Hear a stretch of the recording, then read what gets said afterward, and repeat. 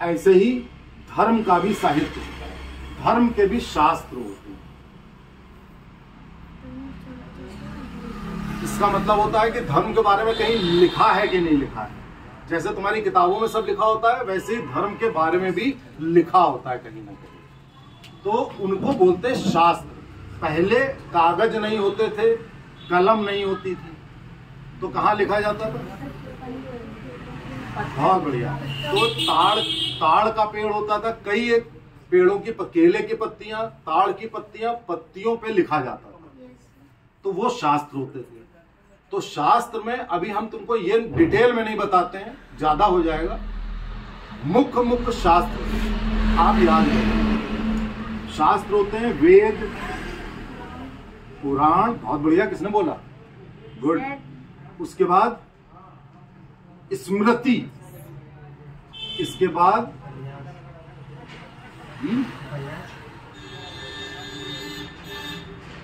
उपनिषद। तुम उपन्यास बोल रहे तो उसको उपनिषद बोलते हैं। तो वेद होते हैं, पुराण होते हैं, स्मृति होती है, उपनिषद होती है। वेद कितने हैं? 4। पुराण कितने हैं? 18। उपनिषद कितने हैं? 108। स्मृति कितनी है? 18। ये एक रफ है। अब पुराण मेन होते हैं 7-8, स्मृति मेन होती है 13, उपनिषद मुख्य होते हैं 13, लेकिन वेद 4 अवश्य होते हैं।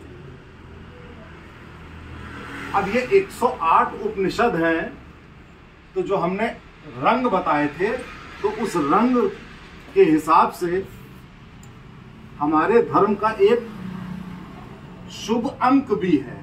शुभ अंक बताएगा कोई? है? और कोई बताएगा शुभ अंक कौन सा है? देखो, बाकी लोग जानते हैं, हमारे धर्म के लोग शुभ अंक नहीं जानते। शुभ अंक है 108। कोई भी मंत्र 108 बार पढ़ा जाता है। तो हमेशा याद रखना कि हमारा शुभ अंक 108 है। 108 उपनिषद भी है। ठीक है?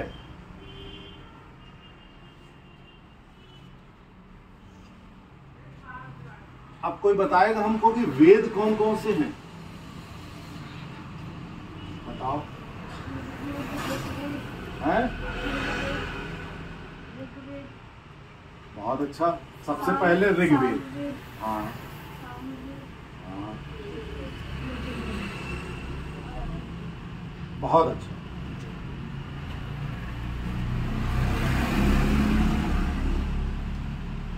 ऋग्वेद सबसे पुराना शास्त्र है इस दुनिया में, पूरे विश्व में। कोई तुमसे पूछे कि पूरे विश्व में ये बताओ सबसे पहली किताब कौन सी लिखी थी, सबसे पहला शास्त्र कौन सा लिखा गया, तो उत्तर क्या होगा? ऋग्वेद।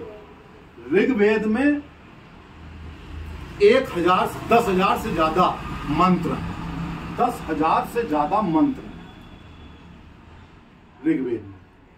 ये जीवन जीने की कला बताते हैं, और अध्यात्म के बारे में बताते हैं, और ब्रह्म के बारे में बताते हैं। ब्रह्म समझते हो क्या होता है? ब्रह्म का मतलब ब्रह्म का मतलब होता है, देखो, जो भगवान होते हैं, भगवान को हिंदू शास्त्रों में दो तरह से देखा जाता है। एक होते हैं ब्रह्म। ब्रह्म का मतलब होता है यहां पर ब्रह्म है। गॉड पार्टिकल सुना है? गॉड पार्टिकल, बोसॉन साइंस में। तो वो होते हैं छोटे छोटे कण जो दिखते नहीं, उनको ब्रह्म बोलते हैं। यहां भी भगवान मौजूद है, ब्रह्म। और एक होते हैं भगवान। जब मंदिर खोलेंगे तो वहां भगवान की मूर्ति दिखाई देगी, तो वो हो गए शंकर जी, हो गए कृष्ण जी, हो गए भगवान, हो गए। और ब्रह्म वो होते हैं जो निराकार, जिनका कोई आकार नहीं है, कि तुम कौन सा काम कर रहे हो, अच्छा या बुरा, वो ब्रह्म देख रहे हैं। अभी यहां भी भगवान देख रहे हैं, हम सब लोगों को देख रहे हैं, वो हुआ ब्रह्म। वो ऋग्वेद में लिखा है ब्रह्म के बारे में। ठीक? तो इससे पता लगता है कि हमारी पृथ्वी कैसे बनी, कैसे ब्रह्म ने हम लोगों को बनाया, ये ऋग्वेद में। उसके बाद आता है सामवेद। सामवेद में क्या होता है? साम माने संगीत। इन्हीं ऋग्वेद को संगीत में बोलने को बोलते हैं सामवेद। उनको गाकर बोला, संगीतमयी टोन में बोला, उसको सामवेद। उसके बाद आता है यजुर्वेद। यजुर्वेद में क्या होता है? यजुर माने यज्ञ, पूजा की पद्धति, हवन करना, कैसे पूजा करोगे, इन सब के बारे में यजुर्वेद में था। उसके बाद अथर्ववेद। अथर्ववेद सबसे नया वेद है। इसमें विज्ञान के बारे में, एनवायरमेंट यानी पर्यावरण के बारे में, ये सब अथर्ववेद में लिखा हुआ है। अथर्ववेद लेटेस्ट वेद है। अथर्ववेद के आधार पर ही सारी साइंटिफिक खोजें हो रही हैं, विज्ञान पनप रहा है, सब अथर्ववेद के आधार पर। जो अमेरिका में नासा में खोजें होती हैं उसमें अथर्ववेद का रेफरेंस लिया जाता है। तो इसलिए अथर्ववेद के बारे में आगे चल के हम और बताएंगे आप लोगों को। अभी मोटा मोटा बता दिया कि चारों वेदों का नाम मालूम होना चाहिए, किसमें क्या क्या है ये मालूम होना चाहिए। सनातन धर्म में युग होते हैं। युग किसी को मालूम है कौन कौन से युग?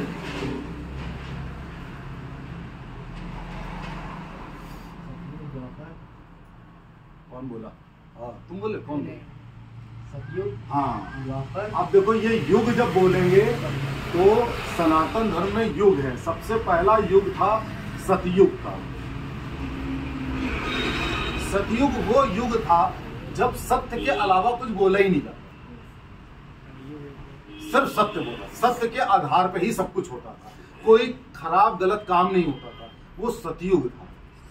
सतयुग तुम समझ लो आज से करीब 7000 से 10,000 12,000 साल पहले। 12,000 साल पहले सनातन धर्म बना है। 12,000 साल से लेकर 7,000 साल तक सतयुग का युग। उसके बाद त्रेता युग। त्रेता युग का काल था 8,000 से 6,000 के बीच। ये भगवान राम का युग था। तो ऐसे याद कर लो, रामचंद्र जी का युग था त्रेता युग।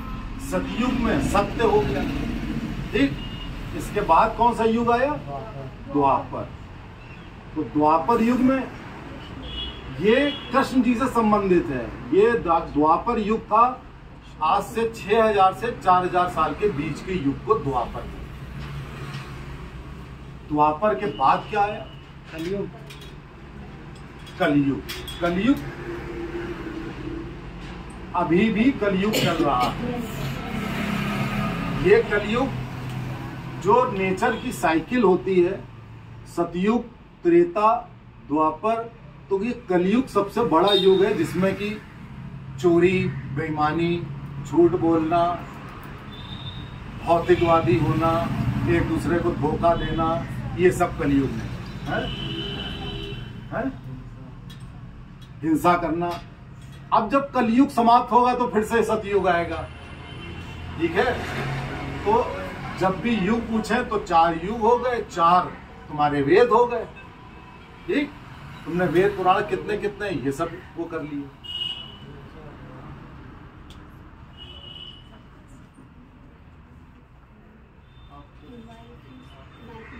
अब सनातन धर्म की शाखाएं, सनातन धर्म की कई एक शाखाएं।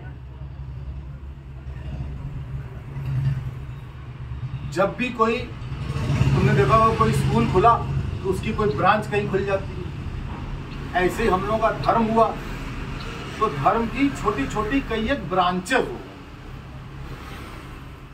वो ब्रांच भी हैं सनातन धर्म ही, लेकिन उसमें थोड़ा थोड़ा मॉडिफिकेशन आ गया। जैसे कि जैन धर्म। जैन धर्म विशुद्ध रूप से सनातन धर्म ही है, लेकिन जैन धर्म ये बना जिसमें कि जैन ऋषि मुनि थे जो अहिंसा पे बहुत ज्यादा टिके थे, जो शाम के वक्त के बाद खाना तक नहीं खाते थे कि कोई कीटाणु मुंह में ना आ जाए, चींटी मुंह में ना आ जाए। तो जिन्होंने अहिंसा की पराकाष्ठा कर दी वो जैन धर्म में चले गए। फिर आया बौद्ध धर्म।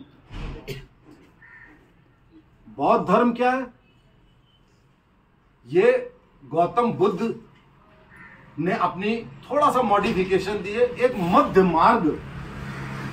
अगर तुमसे कोई पूछे कि बौद्ध धर्म क्या है, क्या बोलोगे? मध्य मार्ग। मध्य मार्ग का मतलब है, गौतम बुद्ध ने बताया कि भाई ऐसा है कि सनातन धर्म में आपको बड़ी ध्यान क्रिया, योगा सब कुछ करना होता है, तो एक मध्य मार्ग लेके चलो, ना उस एक्सट्रीम पे जाओ ना इस एक्सट्रीम पे, मध्य मार्ग लो। वो हो गया बौद्ध धर्म। ठीक, उसके बाद तुम्हारा जैन धर्म, बौद्ध धर्म के बाद सिख धर्म आ गया। सिख धर्म भी हिंदू धर्म ही है, सनातन धर्म ही है, लेकिन उसमें उन्होंने अपना वेशभूषा थोड़ी बदली और उन्होंने कहा हम हिंदू धर्म की रक्षा करेंगे, हिंदू स्त्रियों की रक्षा करेंगे। तो उन्होंने कृपाण, पगड़ी ये सब रख करके, तो वो सिख धर्म हो गया। ये सब शाखाएं हैं। एक आया आर्य समाज, सुनते होगे तुम लोग, सुना है कि नहीं? आर्य समाज भी सनातन धर्म की एक शाखा है, जिसमें वो कहते हैं कि पूजा पद्धति को थोड़ा छोटा कर दो, थोड़ा सा छोटा कर दो। तो तुम्हारा आधुनिक युग में समय नहीं है, तो थोड़ा समय बचेगा, तो थोड़ी सी ये जितनी पूजा पद्धति, जितने भी कर्म कांड है, उनको छोटा कर दो, तो वो हो गया आर्य समाज। तो इस तरह से ये मोटा मोटी ये हो गई सनातन धर्म, हिंदू धर्म की शाखाएं। ठीक, अब बस इतना बता दो कि सनातन धर्म के दो और नाम बता दे कोई जना, कौन कौन बताएगा? सनातन धर्म का वैदिक धर्म और भूल गए? हिंदू धर्म। वही तो, इसीलिए हम पूछ रहे हैं ना कि तुम्हें अंदर जा रहा है कि नहीं जा रहा है। तो सनातन धर्म का मतलब हिंदू धर्म भी, वैदिक धर्म भी। ठीक, तो मेरे ख्याल से आज तुम लोग के लिए इतना बहुत। क्या ख्याल? कुछ समझ में आया कि नहीं? कोई प्रश्न पूछना हो तो बताओ, बात आप पूछो। तुम्हें कुछ पूछना? सब कुछ समझ में आ गया? तुमको बड़े हो, तुम्हें आ गया होगा, तुम लोगों को आया? क्या चीज नहीं समझ में आई? क्या चीज मुश्किल थी बताओ? वेद मुश्किल थे?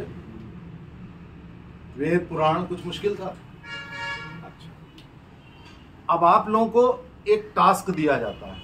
टास्क ये है कि जितनी चीजें बताई गई हैं, इतनी चीजें आपको अगर याद हो तो आप एक कागज पे लिखिए, और कागज पे लिख के अगले प्रोग्राम में वो हमें कागज जमा करिए, तो हम ये देखें कि आप लोगों ने कितना सीखा। क्यों लिखोगी? लिख रही थी? समझ में आया? कुछ समझ में आ रहा है? इसके छोटी है सबसे, लेकिन उसको आ रहा है समझ में। तो अगली बार सब लोग अपने नाम के साथ एक कागज में जितनी चीजें बताई गई हैं वो लिख के लाएंगे और जमा करेंगे। हम देखेंगे कि आप लोगों को कितना समझ में आया, और बाद हम इसको थोड़ा रिवाइज करेंगे जितना आज बताया, उसके बाद हम नया चैप्टर बताएंगे। ठीक, अब आप लोग यहाँ पर, हमारा आहार क्या था? शाकाहार और अन्न। तो हम शाकाहार और अन्न आपको खिलाएंगे। ठीक, तो वो आप खाइए, जल ग्रहण कीजिए और उसके बाद घर में स्नान। लाओ भाई जल्दी लाओ।